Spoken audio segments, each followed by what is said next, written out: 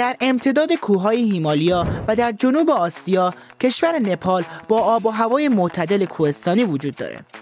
زنبورهای غول‌پیکر هیمالیا در این کوهها عسل گران قیمت و خارق‌العاده‌ای تولید می‌کنند که اثر توهمزا داره و در جهان کم نظیره. این عسل به مدهانی یا عسل دیوانه معروفه. رنگ تیره‌تری نسبت به عسل معمولی داره و به خاطر تولید شدنش در بالای صخره‌ها و شرایط سخت جمع‌آوری و خاصیت‌هایی که داره قیمت بالاتری داره. علت توهمزا بودن این عسل به دلیل ماده گریانوتوکسینه که در گرد گل‌های خرزه هندی وجود دارند که زنبورها از گرد همین گل‌ها تغذیه می‌کنند. شکارچیان عسل در نپال که از بومی‌های این کشور هستند به همراه 2 چوب بلند بامبو و طناب از صخره‌ها بالا میرن. از یک چوب برای فراری دادن زنبورها از کندو استفاده میکنن و از چوب دوم برای تنظیم سبدهایی که کندوها داخل اون میفتن استفاده میکنن. این کار سخت به دلیل نبود تجهیزات ایمنی اغلب باعث سقوط و مرگ شکارچیان عسل میشه. نپالی ها این مراسم رو با آداب و رسوم مذهبی خودشون تلفیق میکنن و قبل از این مراسم از خدای صخره ها قدردانی میکنن. برداشت این نوع عسل در نپال 2 بار در سال و در پاییز و بهار انجام میشه. عسل نپال در صورتی که در دوزهای معین استفاده بشه دارای خواص درمانی عالی هستش.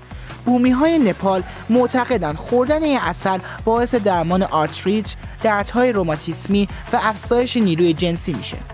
مشخص شده که عسل نپال نوعی مسمومیت در بدن ایجاد میکنه که باعث افت خطرناک فشار خون و ضربان قلب میشه.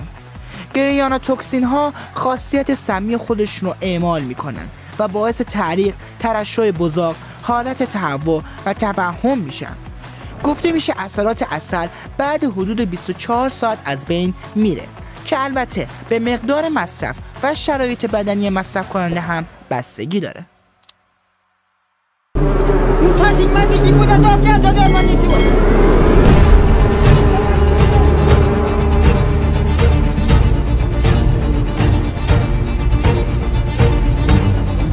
Oh my God, they are attacking him.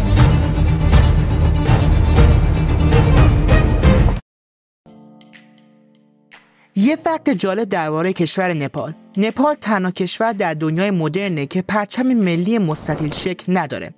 پرچم نپال از 2 مثلث تشکیل شده. این 2 مثلث نماد کوههای هیمالیا هستند و نشان دهنده 2 دین اصلی هندوئیسم و بودیسم هستند.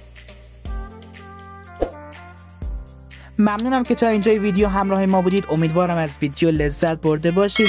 یادتون نره که حتما چنلمون رو سابسکرایب کنید، زنگوله بغلش هم بزنید تا از ویدیوهای بعدی ما جا نمونید. و در ضمن اگه براتون مقدور هست نظراتتون رو در رابطه با ویدیو برامون کامنت کنید، چون کامنت ها و نظرات شما برای ما بسیار ارزشمنده. همیشه صبر زبونی دوستان. بدرود.